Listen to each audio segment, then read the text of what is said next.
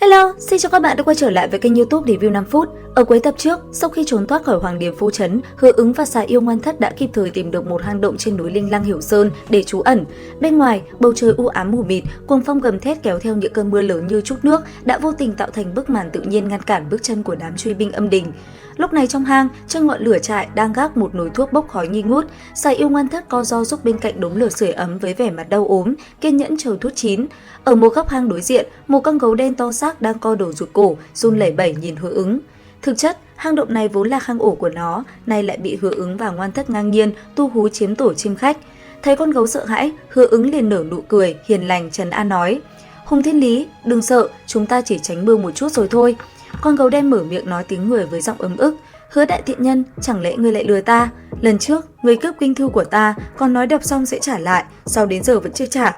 Hứa Ứng đỏ mặt thanh minh: "Đọc xong rồi trả, nhưng ta vẫn chưa đọc xong mà, trông ngươi nôn nóng như kiểu ta giấu sách của ngươi ấy." Kỳ thực, Hứa Ứng vốn là người bắt rắn ở Linh Lăng, từ nhỏ đã tu luyện Thái Thất Đạo Dẫn Công nên khí huyết vô cùng hùng hậu.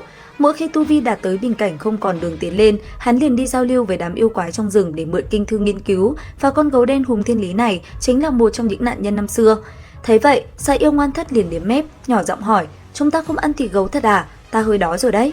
Hùng Thiên Lý sợ hãi trợn tròn mắt, nó lắp bắp thốt lên: "Họ Hứa, quả nhiên các ngươi định ăn thịt ta." Hứa Ứng vội xua tay rồi cười tươi nói: "Thiên Lý, ngươi biết ta mà, ta đẹp trai lương thiện, trước giờ không ăn thịt yêu quái, nếu ta muốn ăn thịt ngươi thì đã ăn từ mấy năm trước rồi." Thế nhưng oái oăm thay, hắn vừa dứt lời thì chiếc bụng đói lại kêu lên ủng ục vài tiếng, làm con gấu đen khiếp vía co rúm lại trong góc. Cũng may là sau đó, Hứa Ứng lục tìm khắp hang thì thấy vài củ khoai lang và củ đậu. Hắn bèn đem nướng trên lửa trại. Gấu đen thấy khoai thơm liền rón rén bỏ lại lấy ăn.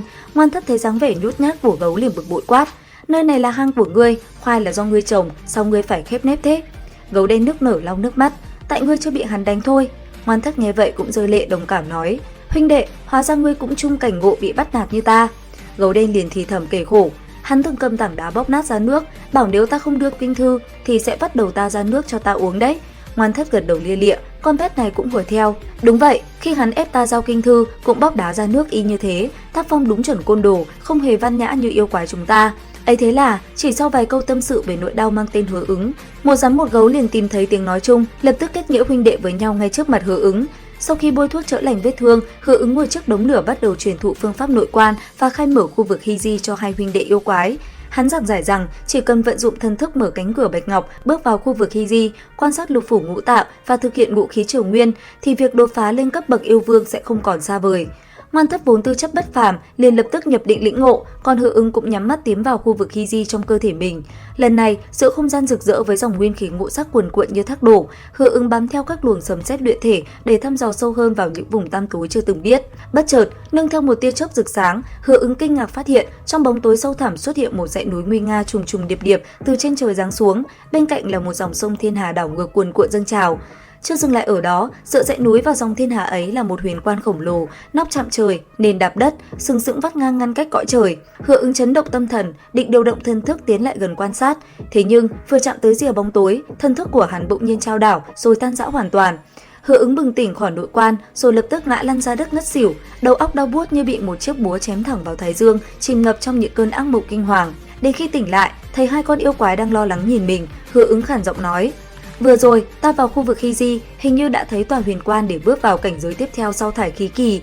Nghe câu nói đó, Ngoan Thất và Hùng Thiên Lý sững sờ rồi mừng rỡ phát khóc, ôm chầm lấy nhau mà nhảy cẫng lên: "Có đường thật rồi, A Ứng, ngươi chính là đại anh hùng của yêu tộc chúng ta, yêu tộc cuột khởi, lật đổ nhân loại bạo ngược."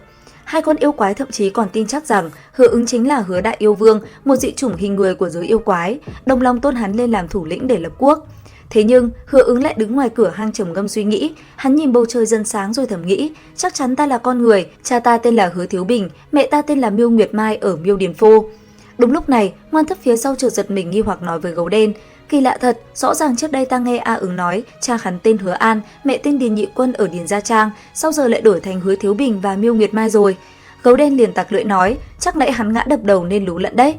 Cùng lúc đó, cơn mưa lớn vừa tạnh hẳn thì mặt đất bỗng nhiên rung chuyển dữ dội, dòng sông cõi âm Nại Hà bất ngờ xâm lấn dương gian, đẩy lùi dãy Hiểu Sơn ra xa hơn 30 dặm và kéo theo hàng loạt núi non cõi âm chồng lấn lên cõi trần. Ngay phía dưới chân núi, ánh mắt rực sáng của các thần linh âm đình bắt đầu xuất hiện dày đặc để lùng sục truy bắt Hứa Ứng. Biết không thể chậm trễ, Hứa Ứng một tay nâng quả chuông lớn cao bằng người để tránh phát ra tiếng len keng, tay còn lại vận chuyển tượng lực Ngưu Ma Quyền cùng Ngoan Thất lao thẳng xuống núi.